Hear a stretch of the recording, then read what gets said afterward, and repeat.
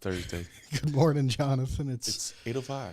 We're live. We're 5 past the hour here at Minot Talk. Wanted to make sure everyone was... ND Talk. Yeah, this is ND Talk. It's Thursday. 8:05 a.m. because we wanted to make sure everyone was ready. That's right. Yeah. I heard that the snow kind of pushed people back a It little did. It bit made this it a morning. mess out there. It was cold. Roads weren't, perfect. I mean, Yeah. It's classic. City of Minot. Come on. It snowed and blew snow all night long. Why are the roads not? I'm sure somebody will complain. It's not me. That's what it would sound like if you were to complain about it. Yeah, I don't even know what it sounds like because I think I'm pretty bad at complaining. I try not to. But sometimes I do critique because more than I complain. that's probably a good point. Yeah. And there's no critique I have on that. Yeah, And I think, it's early. It's cold. It is what it is. It's not like they're bad by any stretch. It's just a little cold, a little crusty snow. When I made the decision to live in North Dakota long term, it was part of the cost that we looked at. This is the commitment that you deal with living in North Dakota long term. Yeah. So, how's your week been? Have a good Wednesday. You ready to talk about some fun stuff today? Totally, man. You wanna start national or? Yeah. How about how about that whole Trump comments on the Gaza situation? Yeah. So Rob and I talked about that a little bit about that yesterday. Did you? On the podcast, it's going to come out ASAP. Gaza and Trump. I mean, it probably is a negotiating tactic, but man, I don't want any of that. No, I'm not a fan of that. I feel like Greenland's one thing, Greenland's a good time, but Gaza's a whole different ball game. So if anyone by chance at this point isn't familiar, he, in short, pretty much said that he wants America to take, lack of a better term, control of the Gaza Strip and to dismantle it, to fix all of the potential unexploded devices that might be there, to rebuild it, and also to relocate most of the people that are currently living there. Yeah. So I mean, I think it's something interesting to think about. It's a neat concept to talk about, but the president of the United States to just loosely speculate about it is. And I love Netanyahu's response to it, which was no response; it was just more of a reaction. It was, I don't think he knew it was coming. Yeah, I'm not sure that he did. It was a trip. I don't know if anyone was ready for that. So, in moments like that, when you're on Trump's staff, what's your reaction? Do you think his staff knew it was coming, or do you think he was just shooting from the hip? I don't know that he was actually shooting from the hip. I don't know to which degree his staff knew about it. So do you think Hegseth knew about it? Probably not. Probably not. Yeah. So then Hegseth is like, because I saw yesterday he said that the DOD is already starting to look into what that process could look like, and they have to, right? Yeah, that's part of the job. But in an internal conversation that we'll never have access to, there has to be this is not what we wanted, or maybe it is what he wanted. I have no idea what Hegseth wanted. But yeah, that's fair. But I mean, I think Rand Paul made a fair point. What's that? Said that this isn't, we've paraphrasing, I could pull up a quote, but paraphrase, we've spent enough time in nation building in the Middle East and thought we voted for America first to get away from that kind of thing, which Trump also, or I don't know if it was Trump or maybe his press secretary Wednesday said that there was no, at this point, commitment to boots on the ground and no, at this stage, any kind of monetary commitment. Yeah. And I think it probably is most likely a negotiating tactic, but dude, it's people with strong figures need to stop sitting in my chair. Your mic's all messed up, and it's so tight. But anyways, that God's is way more important than my mics. No, you're not wrong though. Rob over there messing with your mic. Got to crank it to get it tight.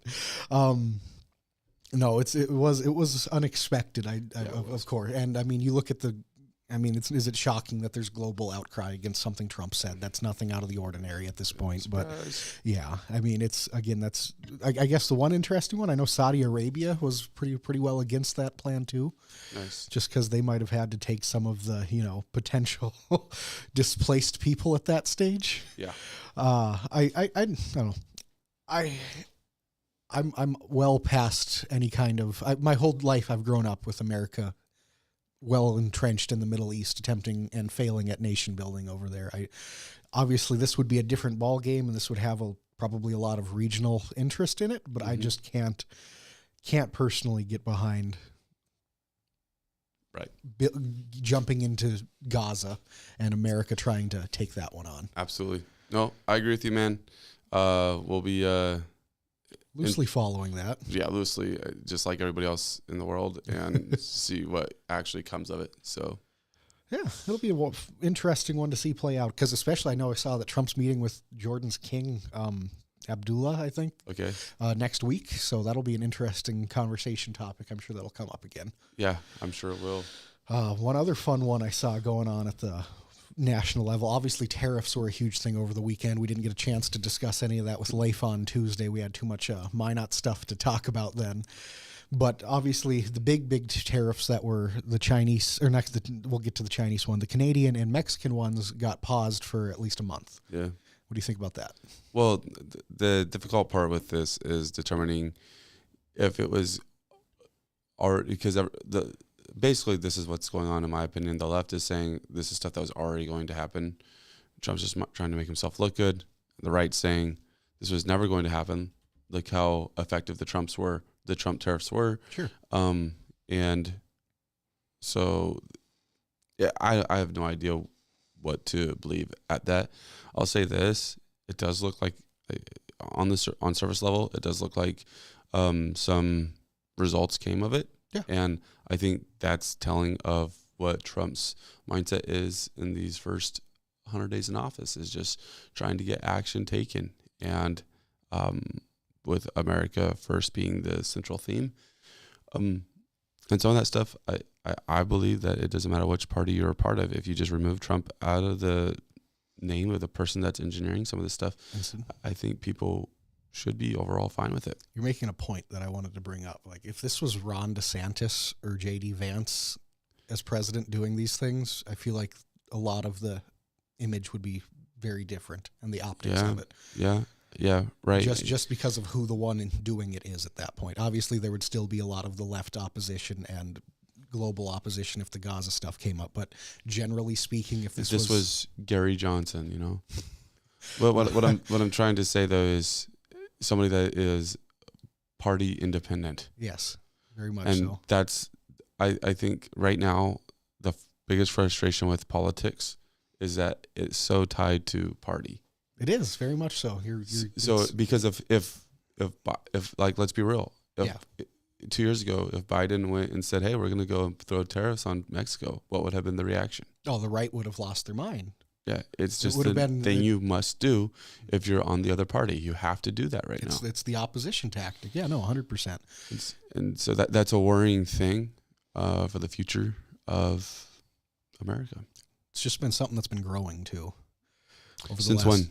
I mean, before I was even alive, I would say the mid-90s. Really? Like 94, 96 is when I would say it started, when that Republican Revolution happened again after they lost the trifecta to Clinton and the Democrats in 92. I don't know if it was 94 or 96 when it happened, but when they took over, there was a big, massive red wave. I think it was 94.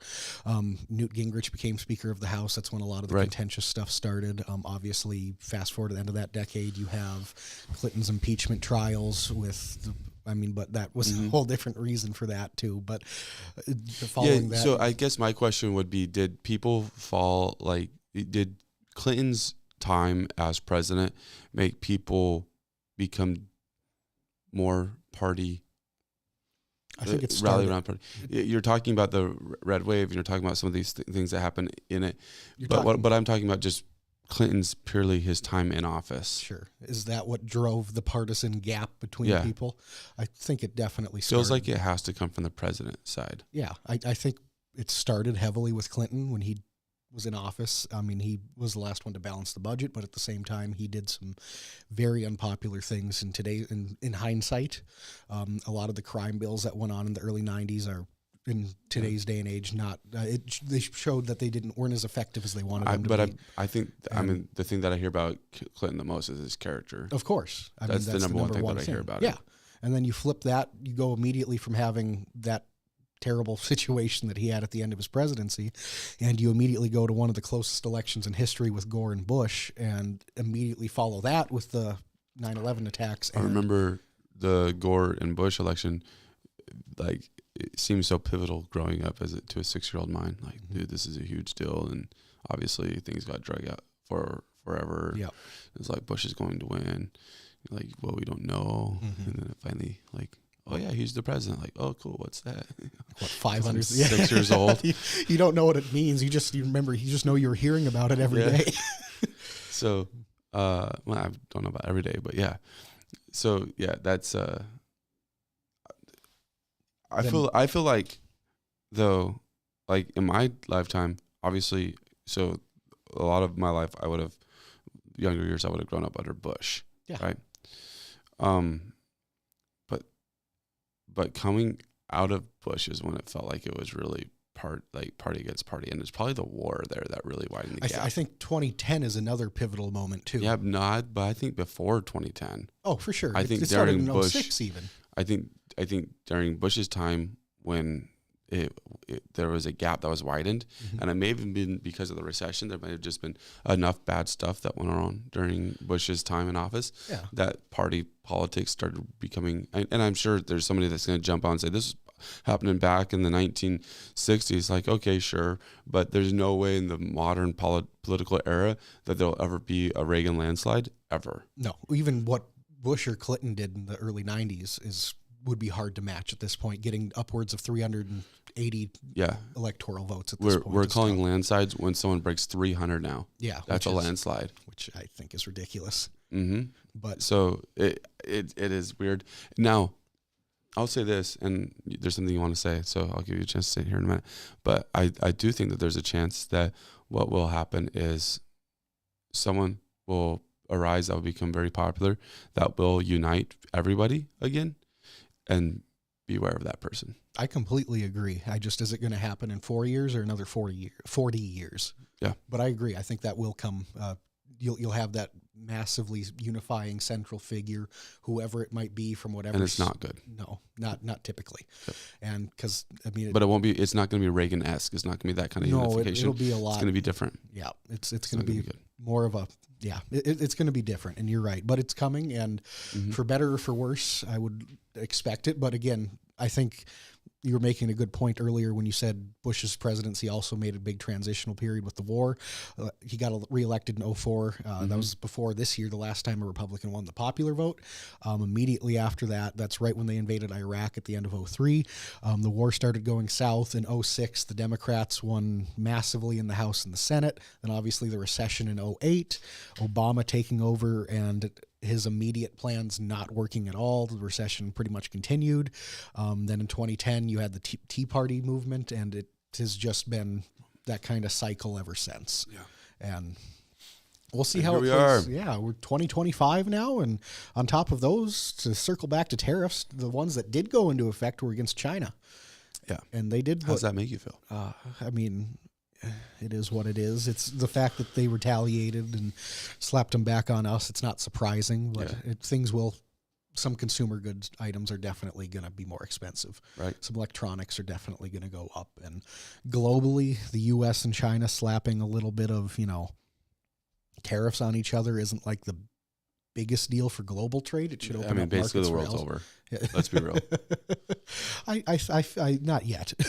It's all coming to an end. Well, maybe, but there's tariffs. Yeah, I know it's going to be what's going to happen. That was the end of time right there. We all knew that once tariffs got enacted.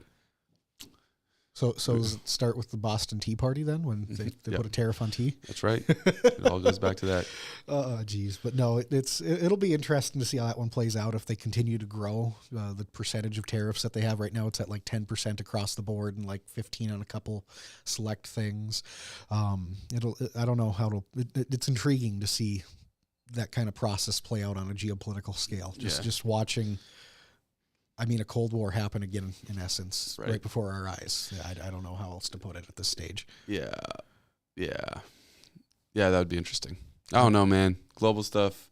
So much going on right now. Who even knows, right? Right. You know what's going on in North Dakota? Nope, I don't. Whole bunch of legislative stuff. They're still doing that. I know they're going town on it too. Nice. There's a bunch of bills going through. Obviously, one we talked about with Leif, that the abortion bill was massive on its the day where everyone could go testify on it. There's a lot going through right now. I think we should start something new here. Sure.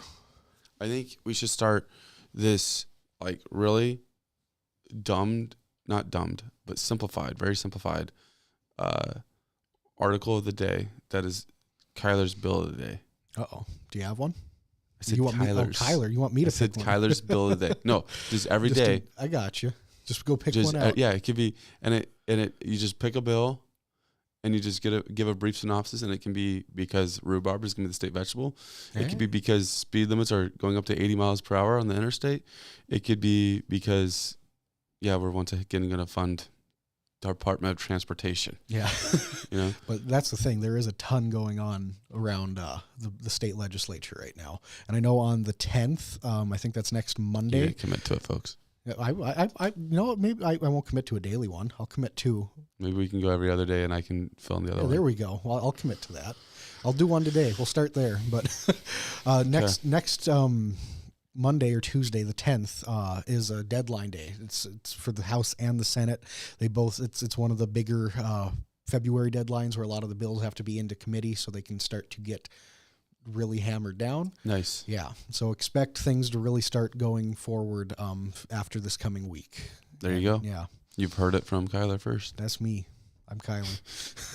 Dude, this is some kind of a show today. Yeah, right? I really fleshed it out, didn't we? Yeah, we're good on that part. Do you have any other big lacking the energy? No, you're good. Do you have any other big state stories you want to talk about? State stories. No, there's nothing much I want to talk about in my wonderful state of North Dakota right now. I'm just still frustrated with the governor, so that's all. I guess there's the Dunseith debacle. There was a big update that came on that when we dropped that episode on Monday. That's true. That happened Monday. So you've been watching that. We appreciate that. Hopefully something will be coming this week or next. I believe Senator Weston will be putting forth some kind of resolution. I think something's supposed to happen today. Today or tomorrow was what I heard. So yesterday I heard today. You did? Okay, fair. Well, we'll see what happens today then. If it's big enough, I'll write something up about it. We'll go from there. You'll get one of those special articles from Kyler. Be hitting. Are we getting Kyler's column anytime soon? Yeah, probably next week. Sweet. What is it going to be about? I don't know yet, but I plan on. I have a couple things in mind. I don't know for sure yet. I might do something on the NPL. I might do something on. We were talking with Leif on Tuesday. I had an idea. I don't remember now. Yeah, that's basically. Honestly, he's had about 20 ideas that he doesn't remember. I have them written down. No, I have a document where I have them written down. No. I just don't. I got to pull it up. But you mentioned you were still upset with Armstrong. What did he do this week? He hasn't done anything. No, he's done some photo ops. It's what he hasn't done. Exactly. He's just been doing some photo ops. He hasn't went and made a better Instagram. There's that you're going to pick on, and I want to hear it. But hasn't made a better plan for these taxes. Oh, the property tax reform. Yeah, I feel you. It's still sitting the same. Where's Leif's present? Yeah, we could have shown. Yeah, I know, but no, it was. It's disappointing. I would really like them to try to bring some kind of compromise together on it. Obviously, they still have a lot of work to do in committee with fleshing through the bills, but I would really like to see a stronger reevaluation of the process. I don't know. I would like him to come forward and actually try to put something down. Definitely needed. Yeah. No, but, undoubtedly. And it's also 2025 now. This is true. And it's very, look at our president, how active he is on social media. Okay. This is Kyler's rant. For no reason at all. Should we create that? I'm looking for a segment right now. Should we create this into a weekly segment? Kyler's rant. So we do column and Kyler's rant, but the Kyler's rant is on the Indie Talk. That's the Indie Talk live portion. Yes, I'm picking on the governor for no reason here necessarily, but it irked me a little bit. But it's well deserved. It's fair criticism, I think, because our president is about 30 years older than our governor. Kelly Armstrong, I believe, is 48. He was born in 76, so he might be 49, but I haven't heard of his birthday happening yet. Okay. I would very much expect him to be a little bit more active on social media than he is. All he posts are pictures of photo ops and press release updates. I would be so he posts nothing because he's doing none of that. Exactly, and I would appreciate a little bit more direct input from him. It doesn't have to be on any site. It doesn't matter which one. What do you want to see? Just live updates from him on what he's doing, what his opinion is. What did he eat for dinner? Not even to that extent. What he did in a day. What goes into being governor. How you're affecting change. What are you doing on a daily basis to get your agenda through? What more do you want? Interesting. And also on top of that, he wants a social media influencer as a governor. Not to that extent. I just want our governor to have a social media presence, because on Instagram, he's still listed as a congressman. He hasn't even updated his Instagram since he got promoted or elected governor. Maybe they rejected his resignation letter. So it's him and Julie serving side by side? Yeah. So we have 2 congressmen again now. Well, one's a woman. Well, yeah, fair. Two members of Congress now. There you go. There you go. But that is my mini rant. It is... No, it can't be mini. You got to go full out. I need to see stuff thrown. I don't want to get too in on him on this. I just feel like he, as our governor, he's a younger man. He's one of the younger governors we've had in a while. I feel he should be more active on this stuff. He's the youngest governor. Well, I guess since three ago, not that far ago. But when Hoeven got elected was 2000. It's a vastly different time than 2025. The computer was it was around, of course. There was live streaming that happened back then, but you had to load a picture. It would. Jeff Bezos tells a story of in '95 when he's starting his Amazon, just a little company he was working on, and wonder how that turned out.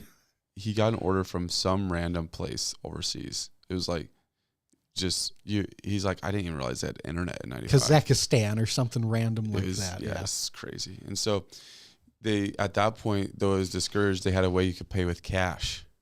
You could literally mail in cash to get your books. Do a cash or a mail order. And so they mailed in, well, he receives a floppy disk. And then there's a note on it that says the cash is inside the floppy disk. The customs agents will steal money if they see it, but they can't read English. So he literally shoved it inside the floppy disk? Yeah, so the silver part of the floppy disk, pulled it back, put it in. Okay. Mailed that. They get it. It was 2 crisp $100 bills. And they shipped them off the books. There you go. That's awesome.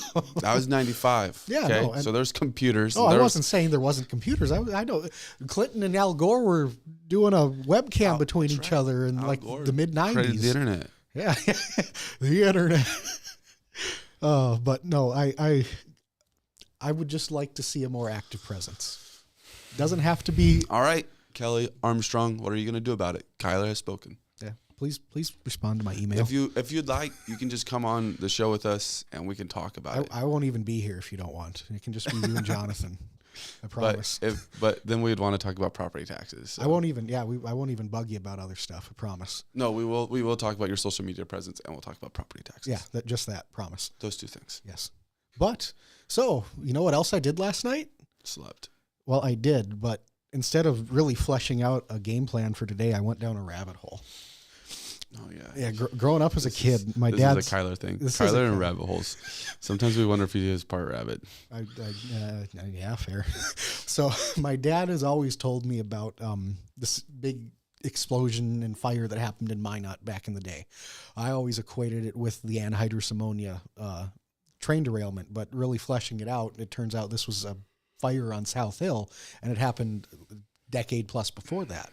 And so I kind of started pushing a little bit. It sounds like it happened, it was a agriculture plant that caught on fire where Menards is now. And so I dug. Oh yeah. See, I think I've heard about this actually. Yeah. So back in April of 1987. Yeah, I get Kim Funnings laying around on stuff like this. Exactly. That'd be a fun one. He knows all this stuff. Because I went and dove, and there's so little to find on this on the internet. There's I couldn't find any archives of local articles. Until you did. Then I found New York Times, LA Times, Washington Post, a Prairie Public article, and an NPR article on it. Prairie Public. Yes. Yeah. You want to R.I.P. Yeah. Soon to be gone, unfortunately. Likely soon to be gone. Does it look like that's going to pass? I haven't seen any of the testimony, but I mean, it feels like it's one of those things that'll probably pass. Interesting. They probably won't go away though. No, poor Matt Oileen and Dave Thompson. Those guys are legends. Do you think they'll get funding from somewhere else? I mean, Dave Thompson's probably going to retire. Yeah, he's not a spring That's chicken. unofficial. Yeah. This is purely speculation on this at this point. But yeah, so April '87, this West Chem farming chemical plant. It was a big storage facility. It was obviously April, so it's right at the start of planting season. Truck that was in their warehouse short-circuited a fuse that had... Whoops. Yeah. So they'd recently... Remember, the toppers that go... The ugly toppers that go on the back of pickup trucks? Back in the day when these were a lot more popular, they apparently tried to wire a dome light into the back of the topper, and they did it by hand, and it... lo and behold, the half effort that they pulled on that, it didn't hold up, and it short-circuited and sparked and caught the back of the truck on fire, which then it had a full tank of gas, exploded the gas tank, caught chemicals on fire, had a massive chemical cloud of smoke go into the sky. These are the straight get up stories that we just need more of. I know, it's wild. We just need a bit of stories, not new happenings. They evacuated it wasn't a mandatory evacuation, but they suggested to evacuate most of the south side of Mount Minot, and over 10,000 people evacuated. Most of them were back that night, but they had to go out of their homes. This massive chemical cloud was all over town. My dad's story from it, he was up at the airport at that point. I don't know if he was doing construction or what it was, but he remember seeing the chemical barrels exploding into the sky and like little fireballs going and there's reports online of them going 30, 40 feet in the air. Yeah, wow. Here's a little picture I found from the New York Times. It was, again, this is the only picture I could find online of it. You can see, it's hard to tell, but you can see where the big cloud of smoke is right behind that. That's where the bypass is. So you can see right to the north of that would be like where Home of Economy, old Kmart, and then on the left side would be Marketplace today. So right that main center part in the bottom of the picture, that's Menards right now. And back in this point in time, this was a big thing. They housed over 50 different kinds of chemicals there. It was really big deal at that point. Obviously it got to the all over national news. This is in the LA or the New York Times. Also, I had to pay like $4 just so I could get this picture. So you guys are welcome. But it's a wild thing because following that, the response to it, the EPA had to come up here, and the EPA was still a newer organization at that point. It had only been around for a little over a decade, and they had a huge cleanup on their hands because so much of this, obviously it's on the top of South Hill, started running down into the coulee, and some of that is puppy dog coulee. Fun story. Epic. Yes, just to wrap everything back to today. So all these chemicals started running down in the drainage. They had to do a massive cleanup of it, and it actually led to almost not a revolution, but a new insight in the cleanup process. So foam retardant had been around for a while with like oil fires and other chemical fires, but this was one of the first times in the state where they'd actually been able to really effectively use it in a massive chemical fire, not like an oil capping that happened in the 70s.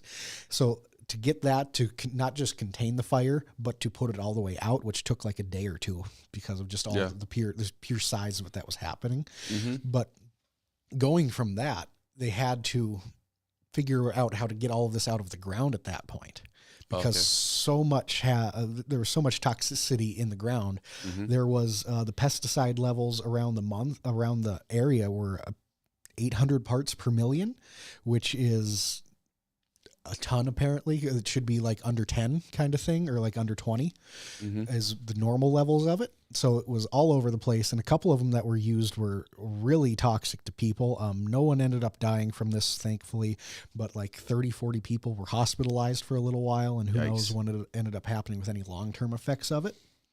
But part of that cleanup process, they ended up using different kinds of enzymes, to neutralize the toxic waste. Did you ever come out of that rabbit hole, or are you still down in it? This is the end of it. Again, there's like 6-7 articles period on this that I could find. So I ingested all of it. And this whole enzyme process they used was the first time it had been used on this large of a scale to not just do it, but they also effectively did it. They brought it from 800 parts per million to 10 parts per million within 3 months. Wow. And so it was a massive win for them at that point. And one further thing that stemmed from this, the West Chem plant sued Ford Motor Company and Wesley's Ford here in Minot because they claimed that it was the vehicle's fault for it happening, and Ford was waived of any liability, and they cited that Wesley's could have been responsible for it because they should have checked it, but also the fact that West Chem installed it themselves pretty much negated any of that. That kind of did not help the story. Not especially. It wasn't the greatest of instances. This is an interesting one. Yeah, I went down a whole rabbit hole with this. This was my night last night. I stayed up too late doing this. And see, when we had Kim Funniesland doing Don't You Know segments, he would go in front of buildings and places and landmarks and have like a 60-second tidbit on what it is and how it happened. So there was something that happened in front of where the now Tractor Supply is. Sure. There was something there. I can't remember if we went to Menards and we talked about the Empire Theater. There's a few about that. Downtown. The old, stuff like that. A lot of history in Minot. There's a ton, and this is one I might have to look into further. I might have to go to the library and try to find some records. I want to find some more pictures on this. Yeah. Also, I probably shouldn't even go here, but one of the funny parts, obviously they interviewed some police officers for this. You know who they interviewed?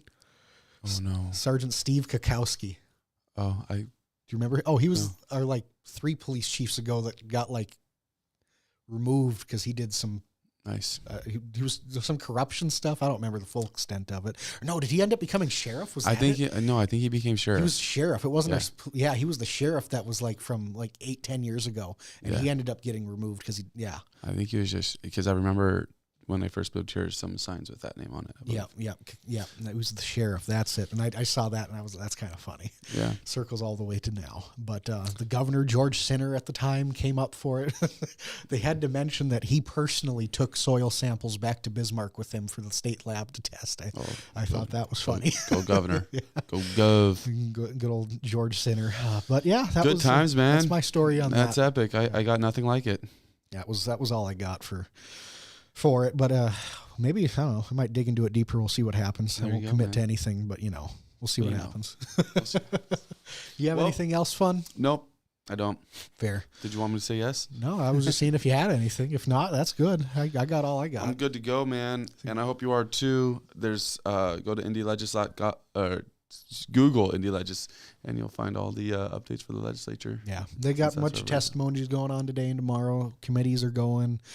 We're in the thick of it now, folks. Don't expect it to be done yet. We've got a couple months full of it still, and those last few weeks going to be a ton of just bills getting signed into place. So. Yeah, and be sure to watch the Dunseith Debacle, episode 5.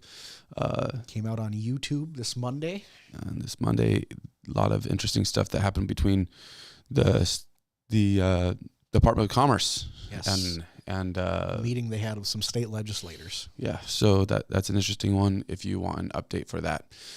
But thank you for watching this episode. Be sure to like and subscribe. Make sure you're part of the